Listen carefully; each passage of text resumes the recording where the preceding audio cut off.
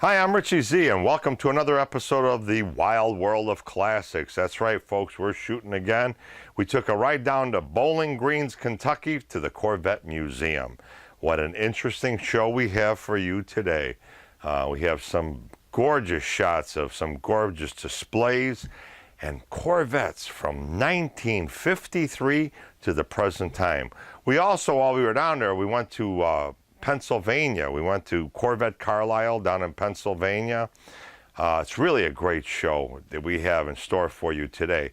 I also did a network media shoot about probably 12, 13 years ago with Automotive Quick Tips, which I wrote and hosted, and I actually directed them. But they're more current now than they were back then. You know, you're trying to keep your car running through these tough times. These tips should help you save a lot of time, money, and aggravation. So you're going to find them very interesting. You know what? I got to report something that's some sad news. If you've been watching my show for the last 20 years, you know about 14 years ago, we got a co-host that was excellent. And it was my little dog, Fergie, the little Duchess of York. She used to sit on my shoulder. Well, she passed away a few weeks ago, and it kind of broke my heart. You know, one thing I want to do is thank you guys out there, because I took her to a lot of car shows, and when I went to the car shows, you guys didn't want to talk to me. You all wanted to talk to Fergie, and that made her happy. She loved you guys too, and it made me happy too. She was the best friend I ever had when it comes down to a dog. You know, she's in a better place right now. And I know she's happy because she's not suffering anymore. You know what? Join us for Automotive Quick Tips and a journey through Corvette from 1953 to the present time in Bowling Green, Kentucky. I'm Rich Sadkowski from the hit TV series How To With Your Automobile, with a quick tip on your cooling system's hoses and why it's important to maintain them. To test the hoses in your car, give them a squeeze. They shouldn't be too hard or too soft or swollen. If there's green crust around the connections, chances are you have leaks and the hoses should be replaced. To prevent the bottom of your doors from rusting, you should always keep your door jambs clean. You can even wax them with something like Magic Shine. There's holes in the bottom of every door. You should keep those holes free of any kind of dirt or leaves. Before buying that used car, the best tip I can give you is take your finger and put it inside the valve cover and move it around. If you come out of the valve cover with mud all over your finger, this means the previous owner did not maintain the car well, and this is not a car for you.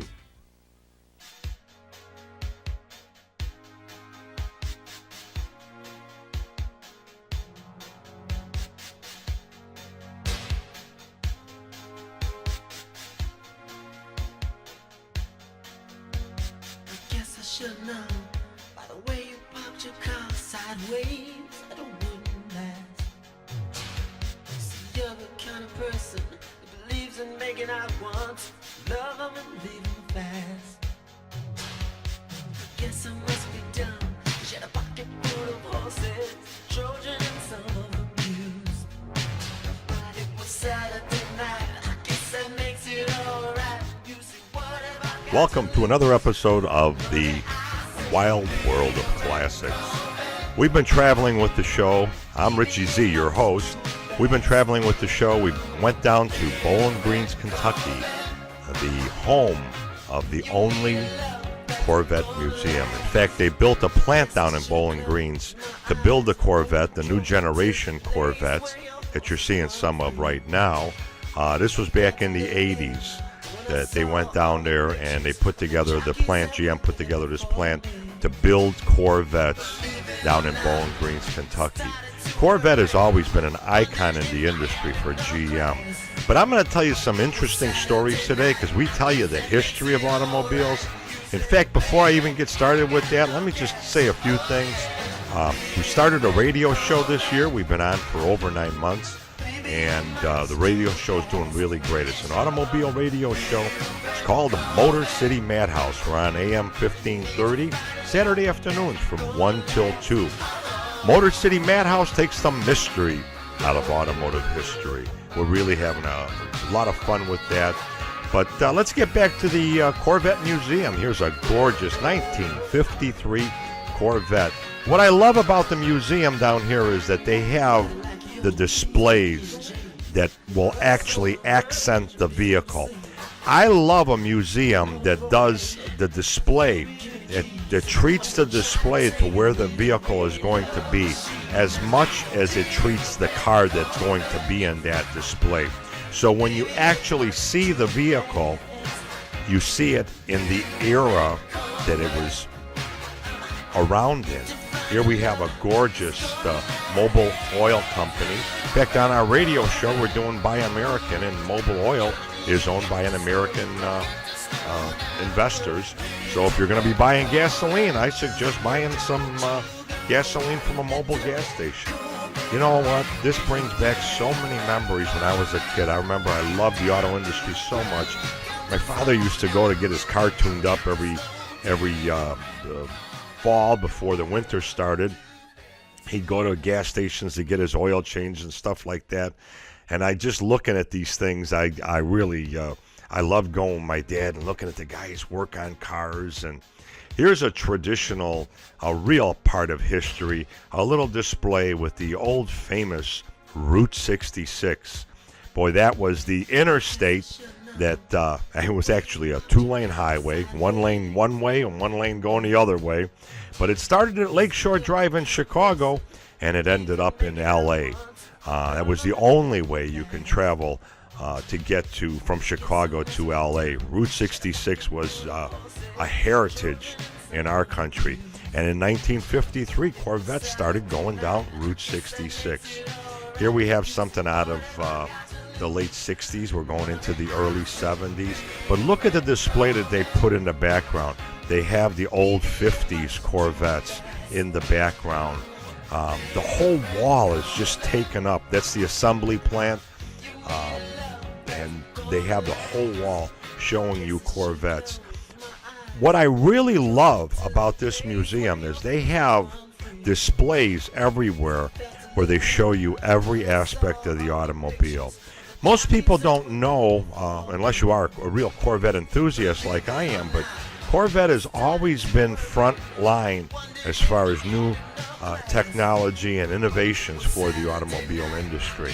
So they were proud of it at the museum, and they actually lifted bodies off of the automobiles.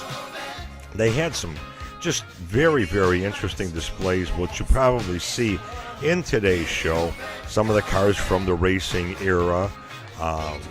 Corvettes always scored very highly in a lot of the races with the Corvette automobiles. And look what they did here again with the display. This is when you know you have a great museum. We're going to be traveling and going to a lot more museums. We're going to try to get into some of the automobile plants. In fact, we have a show from the Taurus plant in Chicago we're going to be putting together in the near future. But this is just, boy, this just really turns me on to see the different things that Corvette did do back then. One of the most interesting points about the Corvette museums down in Bowling Green, Kentucky, is that it was built with money from enthusiasts. GM did not pay a dime to put this museum together. This was all done with fans of Corvettes. They raised the money. They built the museum. They keep adding something all the time. It's really, really a gorgeous place. It's right off of the highway, off of 65, going south. I'm Rich Zatkowski from the hit TV series How To With Your Automobile, with a quick tip that'll make your car last a little longer than that payment book. In the wintertime, did you ever have your door locks freeze up? Especially if you went through a car wash. Well, just take a can of WD-40 before you go through the car wash, insert the little nozzle into your lock, spray, and that should prevent your locks from freezing up. When your brakes start making noise, let me give you an example of what happens. If you bring it in right away, chances are you can save yourself hundreds of dollars. This rotor was refinished and reused on the same car. This rotor here was driven an extra few hundred miles and has to be trashed. If your car has over 50,000 miles on it and your belts are shiny or even cracking, or if you just have that screeching, screaming noise when you first start that car up in the morning, your belts are telling you that they need to be replaced. I want to mention something about what we've been doing. We've been on the air for over 20 years now with the How To With Your Automobile programs. We did Trains on Tracks. We did a number of television shows. In fact, we exceeded 500 shows. But these automotive quick tips, I think, are more important now than they ever have been. We shot those for a network company up in Wisconsin. This is going back probably at least maybe 10 or even maybe 13 years ago. And we never aired them here. So I figured it's kind of more important now than it's ever been, because a lot of people can't afford a new car because of the economy the way it is. So we threw these in with this show we're doing today. So we do a little bit of automotive quick tips, which I wrote and produced and hosted, and these beautiful automobiles over at the Corvette Museum. You know, here's an interesting Corvette right here. You don't really see usually at a museum a customized one. I believe this is a Callaway, and it is just gorgeous. Since the beginning of time, there's been companies that have taken a new car and they've improved on it. They've made it faster. They improved on the technology or the body. It costs a lot of money to make cars like that. Usually it doubles the price of the car, maybe even more. Here's a very interesting Corvette, one only, one off they call it. It has a complete glass top. There is so many cool things. We're working on a segment at the Motor City Madhouse where we're going to do the definition of a lot of terms in the auto industry. That car that you saw with the glass top, it definitely was a concept car, a dream car. And one of these days we're going to definitely do a whole program around concept cars and dream cars and tell you the whole definition of the auto industry and why they made automobiles like this. I think this is kind of cool, but then again, if I was out in the sun all day long and I had this glass top, I don't think it would be that cool. But it sure looks nice. You know, it's something different. It reminds me of the old days of the Jetsons cartoon series where they had the space cars that flew around. And that's what they looked like, something like this Corvette. I wonder if they got the idea from there. This is an interesting display because this is a display of a clay model. Well, that's how all manufacturers start. They have a concept, they have drawings, but then they go into starting to carve out the automobile out of clay. And it gets its shape and its form, and it works from there. So this is the, they have an area in this museum with just about everything you can imagine.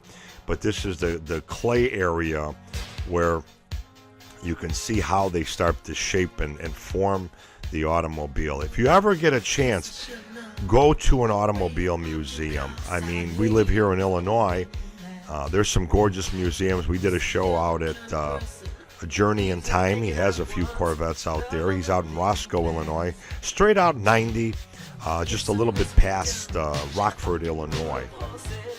Here's Mr. Mitchell. He was a key player in the building of Corvette automobiles. Corvette, I'm going to tell you some interesting history about Corvettes because it'll really blow you away. You know, back in 1953, June 30th of 1953, the first Corvette rolled off the assembly line. It was an interesting vehicle, to say the least. It lacked inside and outside mirrors. It lacked door handles on the outside. It didn't even have windows that rolled up. Just an unbelievable automobile to roll off the assembly line. Back in 1953, the only options you were able to get on the vehicle was a heater and an AM radio. Hey, I'm on AM radio. So I kind of like that concept.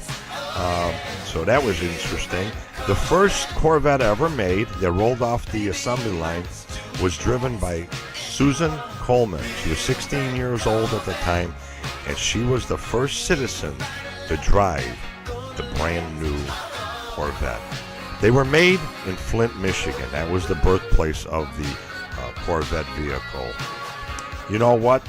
In 1953, they were all just very basic six-cylinder automobiles. This is an interesting picture we have here. They're showing you what they look like after a crash. You know, all these new cars nowadays have crash zones and crumple zones and stuff like that, where you can even be involved in a crash and you don't even get hurt. This is, I believe, the display of the new ZR1 that just came out recently. It's a beautiful automobile. Corvettes have gone through some interesting generations, but let's get back to a little bit of the history of Corvettes. You know that in the year was 1955 when Corvette finally got a V8 engine. They put a 265 cubic inch engine in them. They were getting 195 horsepower out of the V8 engine. And they had a 3-speed manual transmission.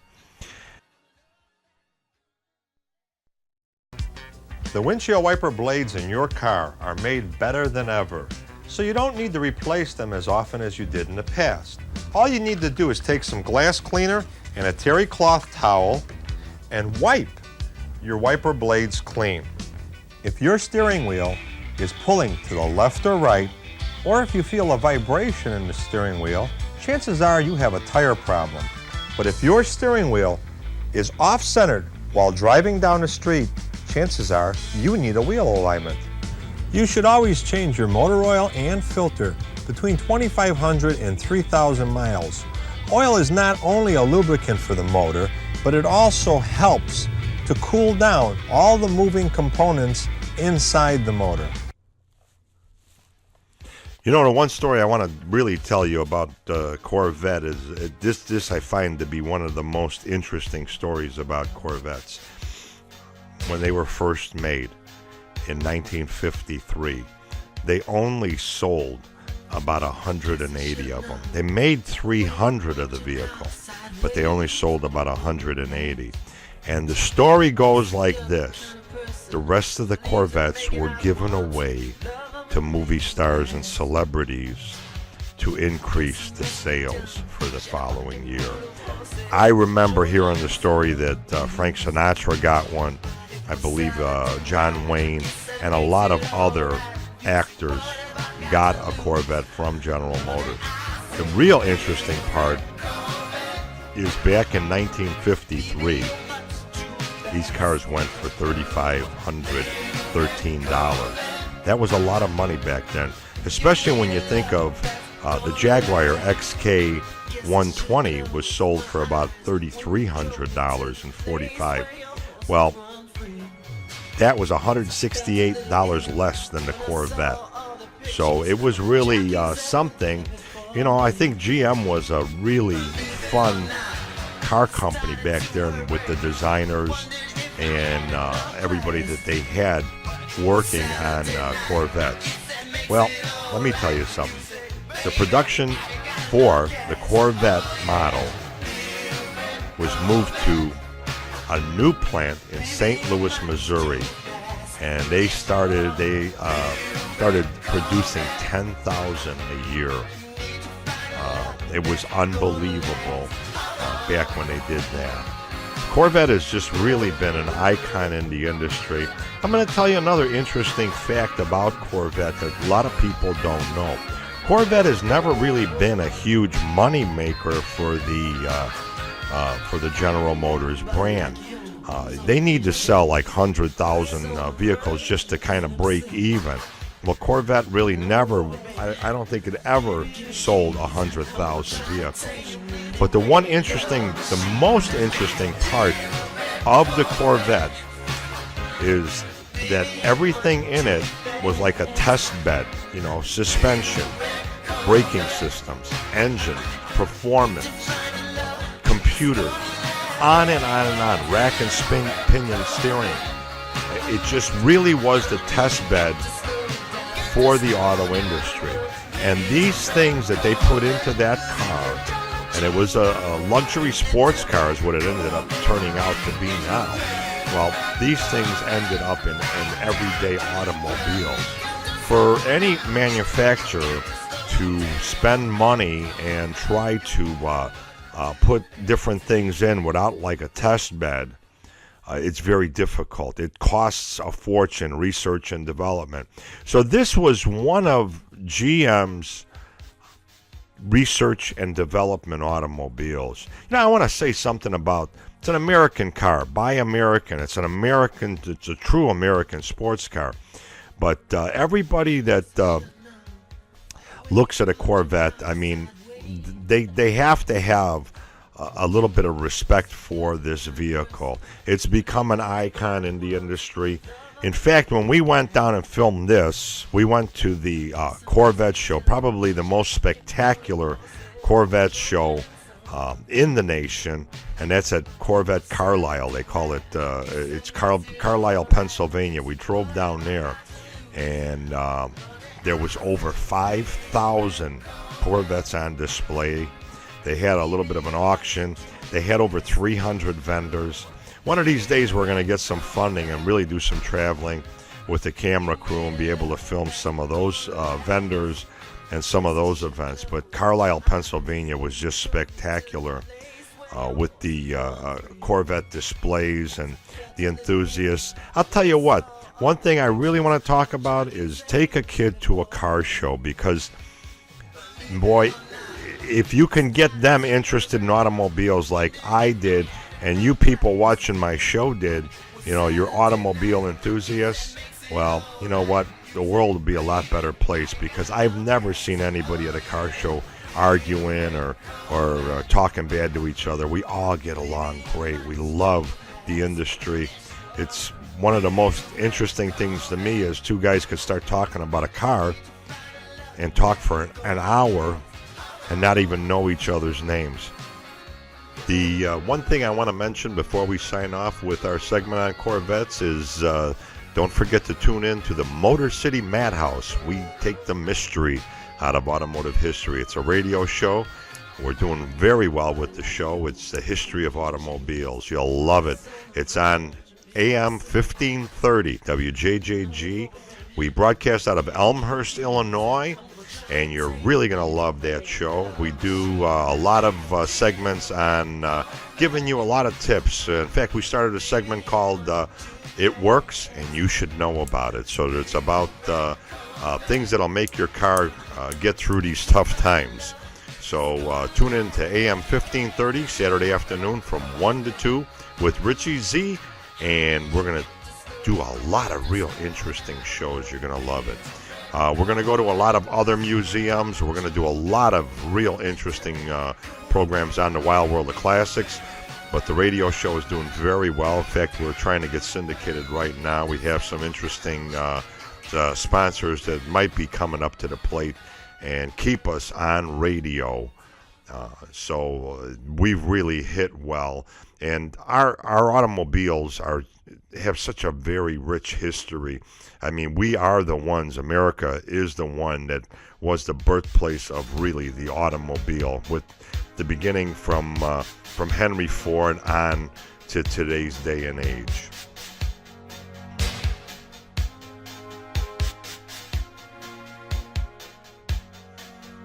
We have some of the interesting Corvette enthusiasts outside at the Corvette Museum. This is a look at the outside of the museum. They have Corvettes everywhere, inside and outside. It's just a gorgeous place.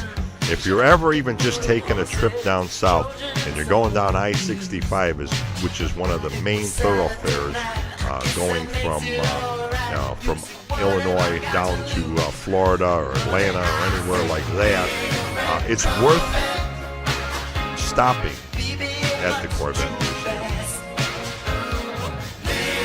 I hope you enjoyed today's show. We had a lot of fun going down there and shooting that show, and I took a real interesting trip. We went down to the car show, the Corvette Carlisle Corvette show. It was just unbelievable. They had over 5,000 Corvettes on display, 5,000 Corvette enthusiasts, and over 300 vendors. It was a spectacular show.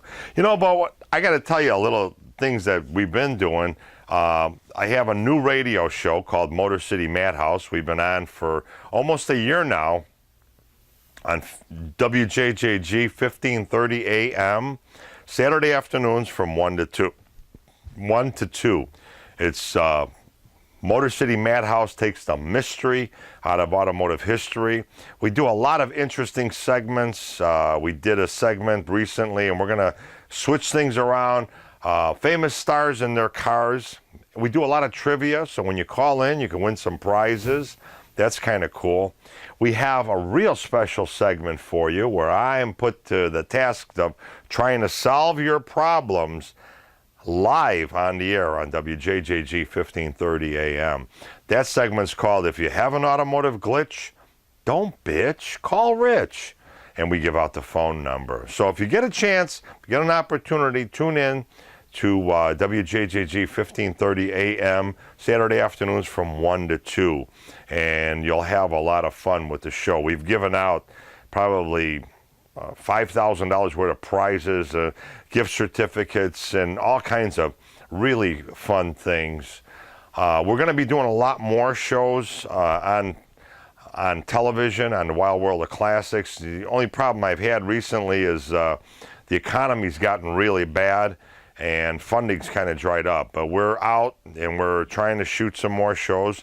In fact, the radio show, we're working on syndicating it. That would be a great thing to have happen to us. We're going to do a number of real interesting shows, so you got to tune in. We're going to do some horror stories around Halloween in the automotive industry. You got to tune in for that. And you know what?